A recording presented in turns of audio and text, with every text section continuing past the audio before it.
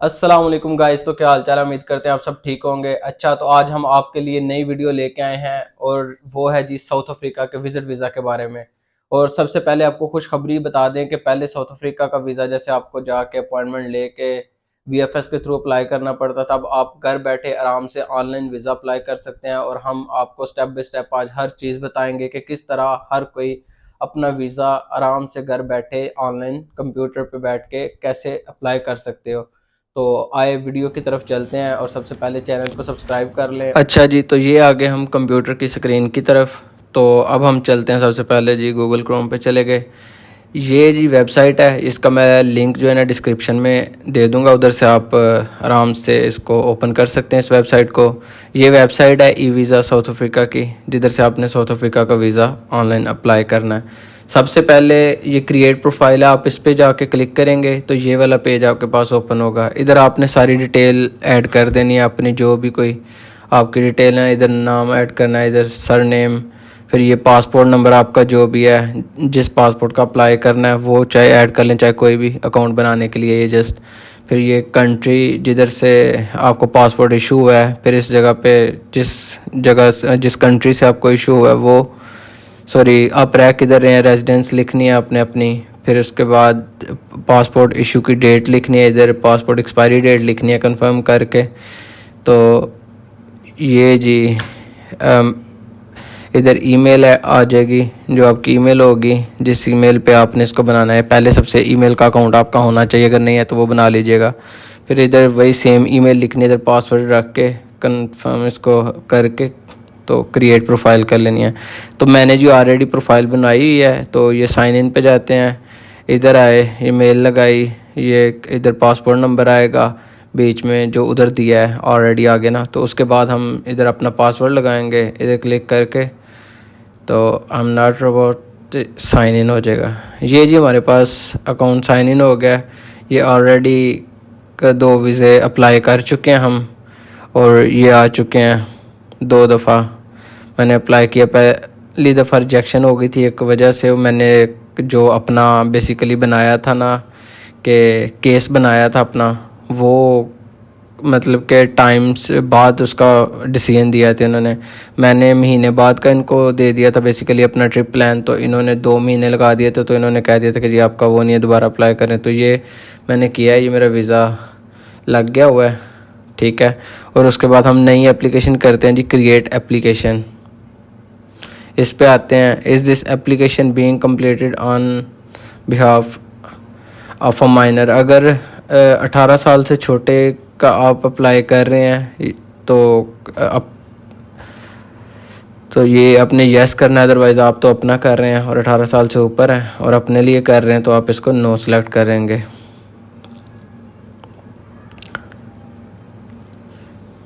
तो चैनल को सब्सक्राइब कर लें और इस तरह की वीडियो देखने के लिए।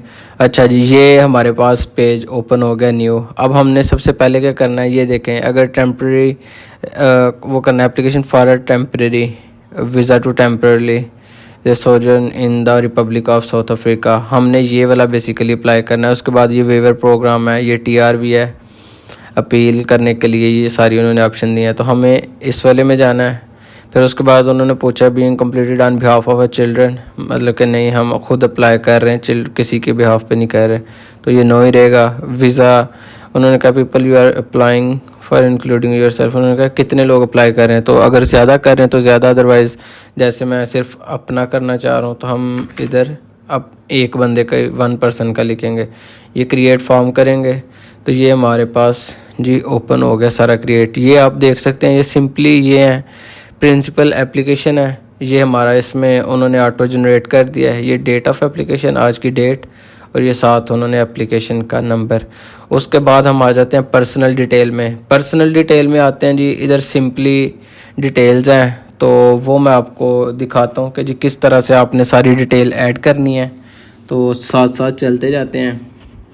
ये सबसे पहले temporary resident visa application category, आपने कौन सी कैटेगरी, तो जो विज़िट वीज़ा साउथ अफ्रीका का वो ये वाला विजिटर वीज़ा सेक्शन 11, आपने इसको सिलेक्ट किया। इसकी फिर आगे रेजिडेंट वीज़ा एप्लीकेशन, उन्होंने पूछा कि इसकी आगे कौन सी वाली आप इसकी कैटेगरी में किस में जाना है। हमने 1A ये वाली सिलेक्ट करनी है, ये सिलेक्ट की। फिर उसके बाद आप जो भी हो, अगर तो लड़की है तो मिसेस करेंगी, अगर मैरिड नहीं है तो मिस करेंगी, मैरिड है तो मिसेस करेंगी, अगर लड़के हैं आप तो ये MR मिस्टर सेलेक्ट करेंगे, ठीक है। इनिशियल में आप चाहे रहने दें। ये मेल है तो मेल, फीमेल है तो फीमेल। बाकी ये जैसे मैंने ऑलरेडी अप्लाई भी किया था तो ये मेरी डिटेल ऑटो आ गया। ये मेरा गिवन नेम आ गया, ये नीचे सर नेम आ गया। उसके अलावा आगे आप चलते जाएं। ये मेडन नेम ऑप्शनल है, इसकी ज़रूरत नहीं है। एनी अदर इसकी भी ज़रूरत नहीं है। प्लेस ऑफ बर्थ आप करें, जैसे सियालकोट कर दी। ये कंट्री आपने इधर आके पाकिस्तान PAK लिखेंगे, ये पाकिस्तान आ जाएगी, ये सिलेक्ट कर देना है। डेट ऑफ बर्थ आप लिख देंगे अपनी, सबसे पहले ईयर आएगा, सॉरी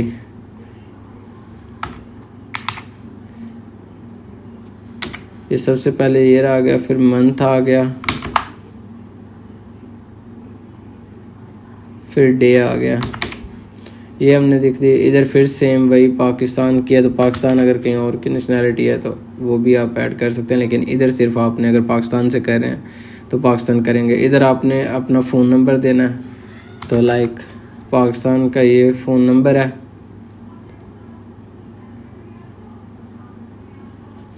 ये इधर जो भी आपका फ़ोन नंबर है वो लिखेंगे। सेम सेल फ़ोन नंबर देना है तो दें, अदरवाइज़ एक भी फ़ोन है, ये अगर आपका कोई बिज़नेस वर्क टेलीफोन नंबर है तो वो भी दे सकते हैं। उसके अलावा ये मेल आ गई। उसके अलावा हम करते हैं जी, अगर आपका फेसबुक हैंडल या वो भी है ना तो उनके आप इधर लिंक ऐड कर सकते हैं, इधर भी और इधर ट्विटर का। उसके अलावा इधर पासपोर्ट नंबर आ जाएगा, ये कंट्री ऑफ इशू आ जाएगा, पासपोर्ट डेट ऑफ इशू आ जाएगी, तो ये एक्सपायरी डेट आ जाएगी। पासपोर्ट आपका जौन सा भी है वो आप ऐड करेंगे। हमारा सिंपल होता है तो हम सिंपल पासपोर्ट ऐड करेंगे। क्वालिफ़िकेशन जो भी आपकी बिज़नेस है, ग्रेजुएशन है, कुछ भी तो वो आप कर देंगे। जैसे फ़र्ज़ करें मैं ग्रेजुएट हूँ तो मैं ग्रेजुएट सेलेक्ट करूँगा। उसके अलावा ऑक्यूपेशन क्या है वो आप इसमें से देखें, अगर आपका कोई है तो ठीक है, अदरवाइज़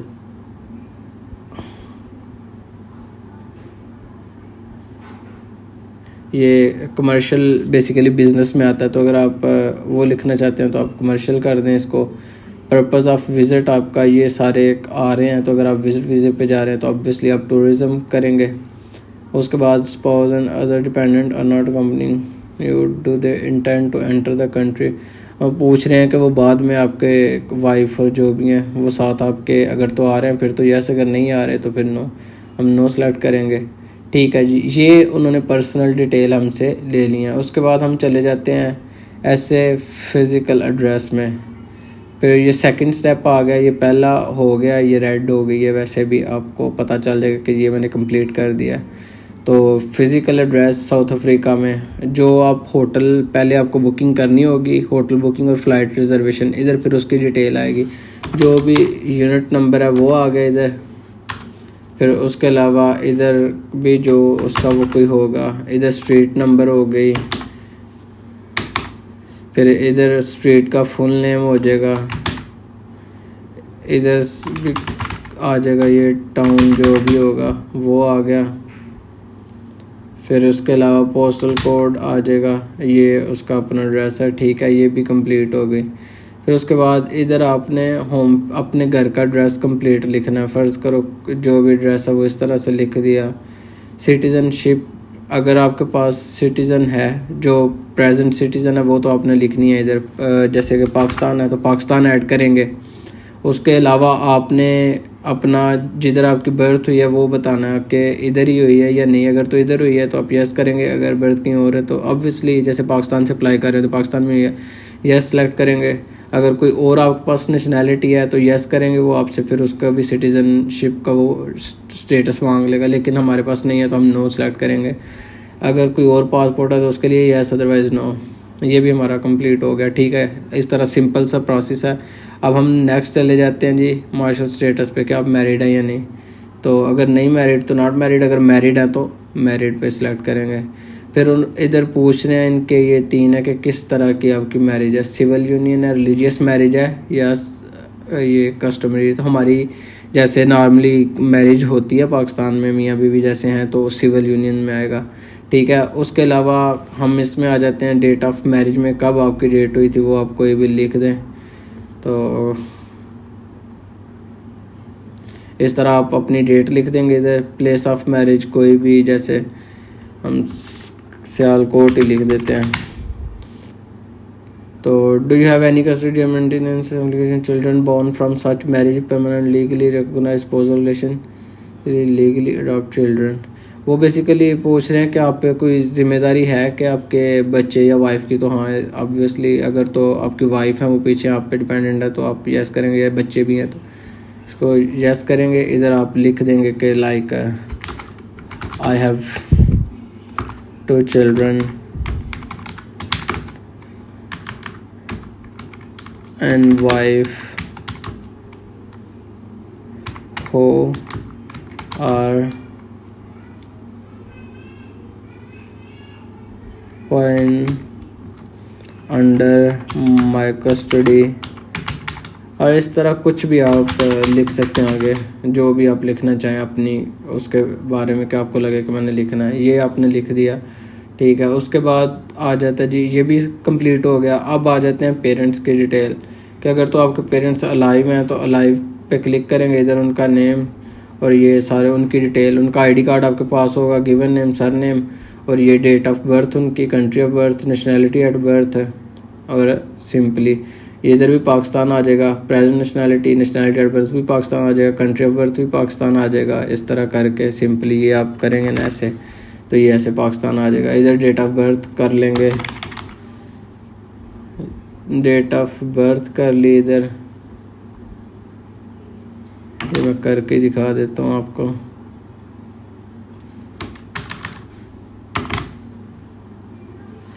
ये डेट ऑफ बर्थ ऐड कर ली, नाम कोई भी लिख लिया,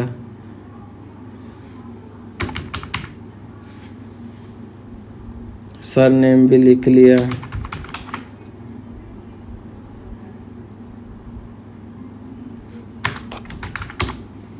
ये नाम। और अगर तो फोत हो चुके हैं तो फिर आप डिसीज़ में लिखेंगे, ऐसे डिसीज़ पे क्लिक करेंगे तो हो जाए भाई, ये हो जाएगा। फिर भी उनका ये नाम शाम आपको देना पड़ेगा। उसके बाद आपके सेकंड पेरेंट जो हैं उस पे आ जाएंगे। वो भी अगर आप अपनी लाइक पहले अगर आपने अपने वालिद का लिखा है तो अब आप अपनी मदर का लिखना होगा, फादर के बाद मदर का आएगा। या तो इधर आप अगर लाइव हैं तो लाइव पे क्लिक करके सेम वैसी ही डिटेल आएंगी तो वो फिल कर देनी है आपने। वो करने के बाद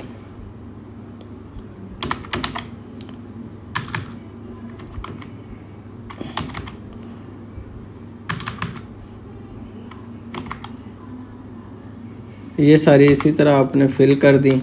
ये फिल करने के बाद इस तरह आगे भी पाक पाक आ जाएगा। फिर प्रिंसिपल, स्पाउस, आपके स्पाउस की डिटेल आ जाएगी इधर।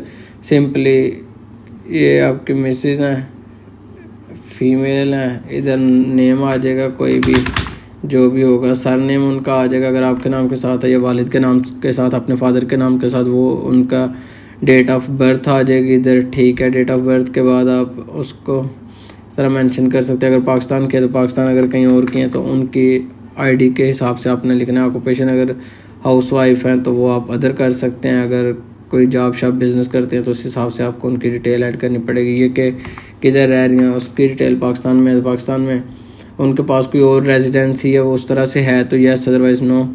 फिर हम इसके पार्टनर, इनके पेरेंट्स के बारे में आ जाएंगे। Parent address same as principal, तो ज़ाहिर बात है फिज़िकल एड्रेस और है तो आप नो करेंगे तो इधर आप उनका एड्रेस और कंट्री कोड मेंशन कर देंगे, ठीक है। रहते तो वही पाकिस्तान में ही होंगे तो इधर आप उनका एड्रेस ऐड कर देंगे, ठीक है।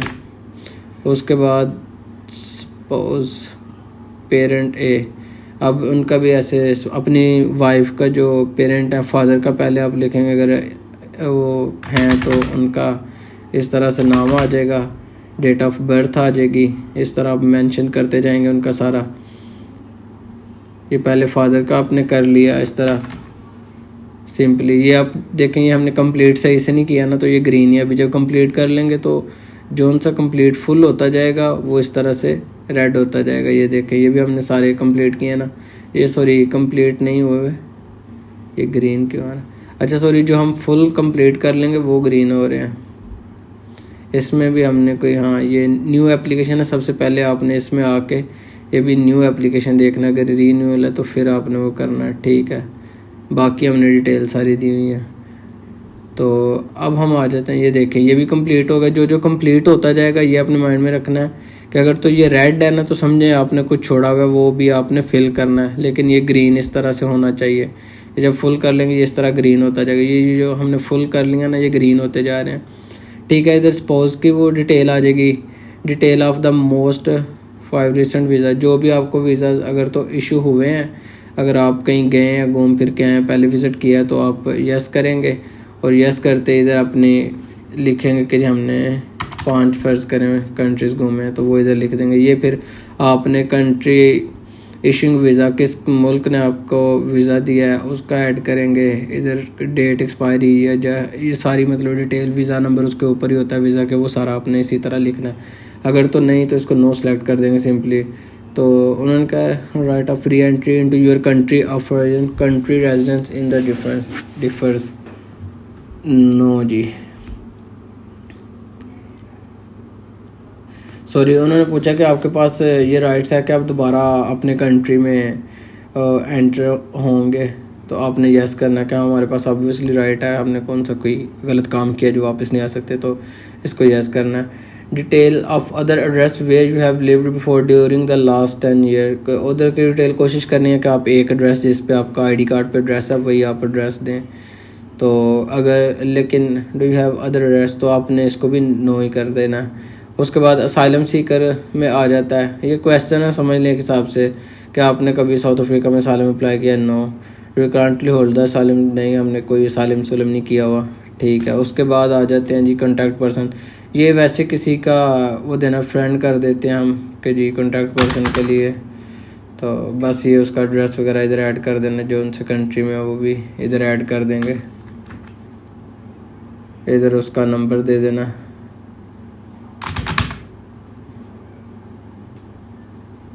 सॉरी ये डिटेल ही ख़त्म हो गई सारी।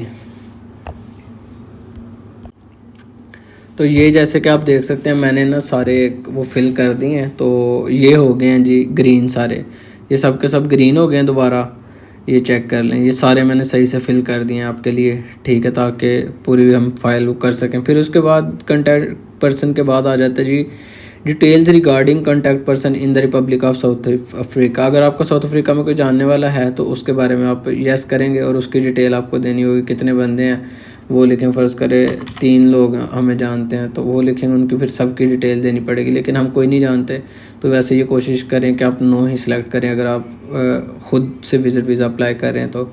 फिर उसके बाद अगर आप आ जाता है regarding contact person in the Republic of South Africa, ये हो गया, ये देखें हमने फिल कर दिया, ग्रीन हो गया। आगे purpose duration of stay in the Republic, ये जितना आपने प्लान बनाना है उतना ही लिखना है। ये आपने जो टिकट रिज़र्व करवाई होगी उसकी आपने डेट लिखनी है, जैसे कि departure date of departure for the Republic of South Africa, जिस दिन आपने फ़्लाई करना उस दिन। हम जैसे कहते हैं जुलाई में हम करेंगे और ये डेट होगी।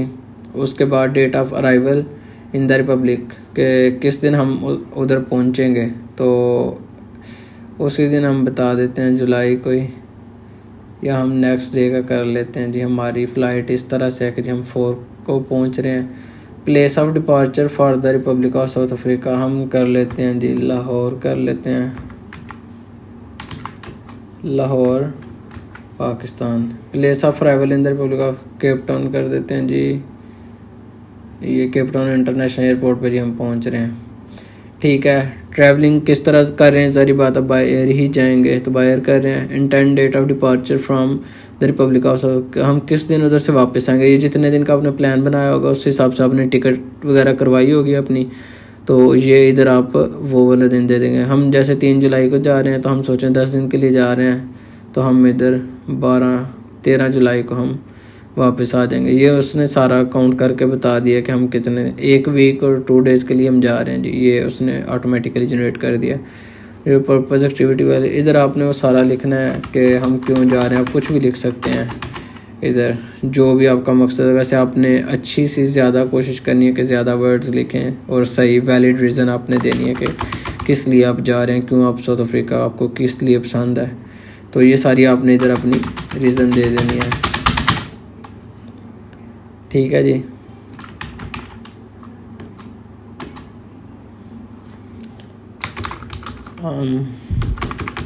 गोइंग फॉर टूरिज़म इसलिए लिखा है क्योंकि वो अलाउ नहीं कर रहा था, रेडी आ रहा था। तो वैसे आपने अच्छा सा पर्पज़ को लिखना है इसकी जगह। फिर फाइनेंशियल डिक्लेरेशन पे आ जाता है कि आपके पास फ़ंड्स कितने हैं और आपने करेंसी लिखनी है। फ़र्ज़ करो हमारे पास पाकिस्तानी करेंसी है, हम पाक लिखेंगे। आपने अपने बैंक अकाउंट की जो आपके पास अमाउंट है वो लिखनी है। फ़र्ज़ करें आपके पास 2 मिलियन है, तो आप इधर पाकिस्तानी करेंसी लिख देंगे। ये जी हमने 2 मिलियन ऐड कर दिया। साउथ अफ्रीकन रैंड एक्विवेलेंट वो आपने इस वाली वेबसाइट पे, ये इन्होंने नीचे दिया हुआ है, इधर से कन्वर्जन रेट लेना है, वो इधर लिख देना है। हम लिख देते हैं वो, वैसे आपने एग्जैक्ट जितनी अमाउंट है उसको कन्वर्ट करके वो लिखना है। जैसे हम इसको क्लिक करते हैं, ये नहीं हमारे पास वेबसाइट ओपन हो जाती है। हम अमाउंट लिखते हैं, हम इधर जाते हैं जी, फ्रॉम, चलना भाई पे है ये पाकिस्तानी रुपीज़ और इधर रैंड, साउथ अफ्रीका की करेंसी रैंड है, तो ये आ गई। तो हम लिखते हैं जी हमारे पास हैं 2 लाख रुपीज़, तो हम उसका कन्वर्ट करते हैं तो ये हमारे पास आ गए 13,664। तो ये हम अराउंड 13,700 लिख देते हैं। वो लिखना भाई है, सॉरी 13,664 हमने लिख दिया कि ये हमारे पास रैंड में करेंसी पड़ी है। फिर उसके बाद do you have a valid return ticket, अगर तो वैलिड है तो यस करें, अगर नहीं है तो फिर नो करें। लेकिन कोशिश करें कि इसके लिए वैलिड रिटर्न टिकट करवाएं जो कि आपकी बुकड हो ऑलरेडी। इधर उसका रेफरेंस नंबर आ जाएगा, जो भी उसका रेफरेंस नंबर होगा। इधर डेट ऑफ डिपार्चर जो ऊपर ऑलरेडी आपने दिया सेम वही होनी चाहिए। हम उधर जो ऐड किया इधर भी ये कर देते हैं। ये उन्होंने वैसे डबल क्वेश्चन इसलिए भी किया होता है कि कोई पकड़ हो सके, हम बंदे का वीज़ा रिजेक्ट कर सके। तो आपने बड़े ध्यान से इसको वैसे फिल करना है, आसान लेकिन ध्यान से फिल करना है आपने। तो सब उसके बाद आ जाता है जी employment record of applicant. Have you been employed or you currently employed, और पूछ रहा है कि आपने पहले कभी कोई नौकरी की है या अब कर रहे हैं जो भी जॉब उसके बारे में। तो अगर यस करते हैं या नो करते हैं तो फिर तो ऑब्वियसली नो ही रहेगा, लेकिन अगर यस करते हैं तो उसका नेम ऑफ़ एम्प्लॉयर जिसके पास आप जॉब कर रहे हैं वो सारी डिटेल इधर लिखेंगे। अदरवाइज़ आपने तो बिज़नेस का बताया तो आप इसको नो ही रहने दें। फिर सिक्योरिटी हेल्थ क्वेश्चनियर, ये ऑब्वियसली उन्होंने पूछा कि आपको उधर से कभी डिपोर्ट किया गया साउथ अफ्रीका से, नो। कोई क्राइम किया है, नो। फिर उसके बाद कोई depends company you in any country, no. फिर उसके बाद आर यू इंडिपेंडेंट सफरिंग, कोई टीबी शीबी है आपको, नो। ये सारे क्वेश्चन वैसे नो ही होने हैं, ठीक है। जुडिशल, हाँ जी, ये सारे क्वेश्चन आपने नो करने हैं। उसके बाद long term multiple entry visa का अगर आपने की है कोई कभी रिक्वेस्ट उनको लॉन्ग टर्म वीज़ा के लिए मल्टीपल, तो फिर यस, अदरवाइज़ नो। कभी किसी एयरलाइन में आपने एम्प्लॉय रहे हैं, कुछ जॉब की है तो yes, otherwise no. Frequently travelling आगे पहले करते रहे हैं तो यस, अदरवाइज़ नो। तो उसके बाद इसको हमने एक्सेप्ट कर लेना है। तो ये इतना सा काम है कि हमारे ये सारे आप चेक कर सकते हैं, सारी की सारी एप्लीकेशन रेडी हो गई, ग्रीन हो गए सारे। ये हमने एक्सेप्ट कर लिया, इधर से हम सेव कर लेते हैं इसको। ये हमारी एप्लीकेशन होगी सेव, ये हमारी सारी एप्लीकेशन रेडी हो गई है। अब इसको सबमिट किया, हो जाए भाई सबमिट। ये सबमिट हो गई।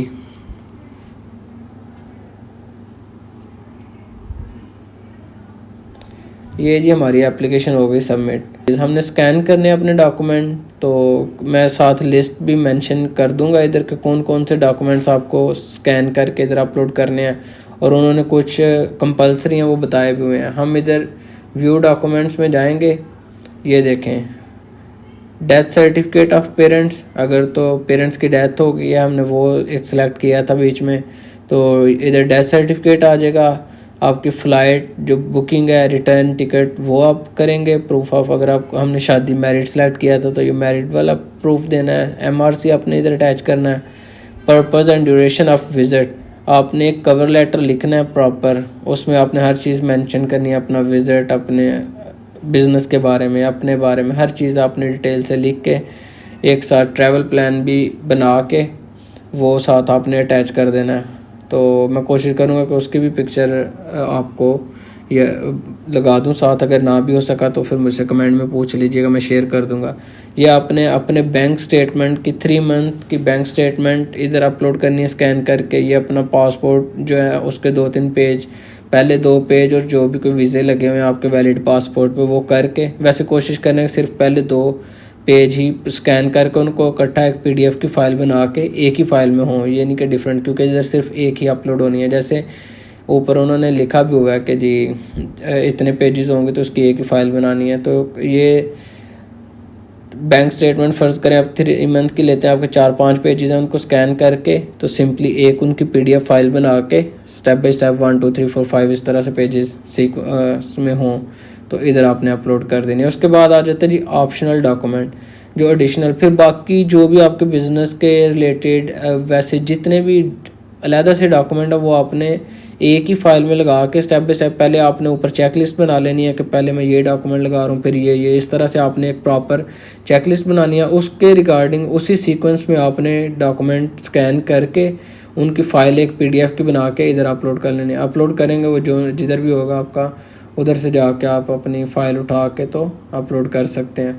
ये इधर अपलोड करेंगे, फिर उसके बाद अडॉप्शन ऑर्डर आ जाता है, कॉन्टैक्ट डिटेल, ये इनकी ज़रूरत नहीं है। ये अगर उधर से कोई आपका है गार्डियन वगैरह, या आप छोटे हैं, गार्डियन है आपका, स्टूडेंट है, तो उनकी भी डिटेल ऐड करनी है। वैसे तो अगर आप जॉब पर्सन या वो हैं बिज़नेस पर्सन है तो फिर आपको इन चीज़ों की ज़रूरत नहीं, तो मेडिकल रिपोर्ट या इन किसी भी चीज़ों की ज़रूरत नहीं है। ये वैसे कोशिश करेंगे मेडिकल कवर प्रूफ अगर आप ले सकते हैं, ये वैसे भी आप बनवा सकते हैं, बनवा के तो अटैच कर दें इधर। फिर ये वाला भी आप मेडिकल रिपोर्ट भी आप साथ अटैच कर सकते हैं। Proof of address and contact number of adult residing in the Republic, ये तो हमने वो करना नहीं है। ये भी, और कोई भी चीज़ किसी की भी आपको ज़रूरत नहीं है। तो ये डॉक्यूमेंट सबमिट करने के बाद फिर पास आ गया। ये ऊपर रेड में दे रहा है कि सम टाइम अगर कोई उनको वीज़ा देते हुए कोई मसला हो तो वो फिर आपको इसलिए भी कांटेक्ट करते हैं कि जी एम्बेसी विज़िट करें इंटरव्यू के लिए। फिर आपने वो इंटरव्यू में वो सारी चीज़ें ही बतानी है जो कि आप ऑलरेडी इसमें मेंशन कर चुके हो, इससे इधर उधर की चवलें नहीं मारनी है आपने। फिर ये हमारा सपोर्टिंग डॉक्यूमेंट्स वाला सारा काम मुकम्मल हो गया। फिर उसके बाद हम आ जाते हैं जी पेमेंट स्टेटस पे। तो फिर हमें पेमेंट करनी होगी इसकी, हम गेट पेमेंट इन्फॉर्मेशन पे क्लिक करेंगे। ये हमारी जी पेमेंट फ़ीस है 425 रैंड जो है ना साउथ अफ्रीकन करेंसी में 425 रुपये हमारी फ़ीस है। मेक पेमेंट पे जाएंगे, सिंपली मेक पेमेंट किया, पे विद अ कार्ड, अगर तो आप कार्ड के थ्रू करना चाह रहे हैं, इन्होंने ऑप्शन ही एक दी हुई है कार्ड के साथ पे करने की। पे विद अ कार्ड करेंगे, इधर अपनी कार्ड डिटेल करके कंप्लीट ट्रांजैक्शन करेंगे तो ये आपकी पेमेंट एक्सेप्ट कर लेगा। एक्सेप्ट करेगा, जब सक्सेसफुली प्रोसेस आ जाएगा आपको जिस ईमेल पे आपने ये बनाया उधर आपको ईमेल चली जाएगी। फिर आपको सिंपली बस वेट करना है। तो वेट के बाद इंशाल्लाह आपका वीज़ा तकरीबन 2 महीने लगते हैं। तो लेकिन आपने इस दिन में ये लाजमी रखना है कि आपका जो केस है वो 2 महीने बाद का ट्रिप प्लान बनाएं, या जो भी टिकट बुक करवाएंगे, होटल रिजर्वेशन करवाएंगे, वो मिनिमम 2 महीने बाद की होनी चाहिए। लेकिन कोशिश करें 3-4 मंथ बाद की आप प्लान बना के उनको दें, ताकि अगर ये डिले कर भी दें थोड़ा तो आपको मसला ना हो। वैसे भी अगर आप फिज़िकली भी जाते हैं तो आपका यही सीन होता है कि जी इतना टाइम ले जाती है साउथ अफ्रीका के एम्बेसी पासपोर्ट वापस आने तक। तो इसमें ये फ़ायदा है ऑनलाइन में कि आप घर बैठे आराम से इजीली अप्लाई कर सकते हैं, और दूसरा ये कि आपका पासपोर्ट भी नहीं फंसा होता, आप सिंपली इस तरह से अप्लाई कर सकते हैं। तो दुआओं में याद रखिएगा। अगर वीडियो पसंद आई है तो चैनल को सब्सक्राइब लाजमी कीजिएगा और दोस्तों के साथ शेयर भी करें। और बाकी कोई भी अगर आपको क्वेश्चन हो तो काइंडली आप कमेंट में पूछ लीजिएगा। बहुत शुक्रिया, जज़ाकल्लाह, अल्लाह हाफ़िज़।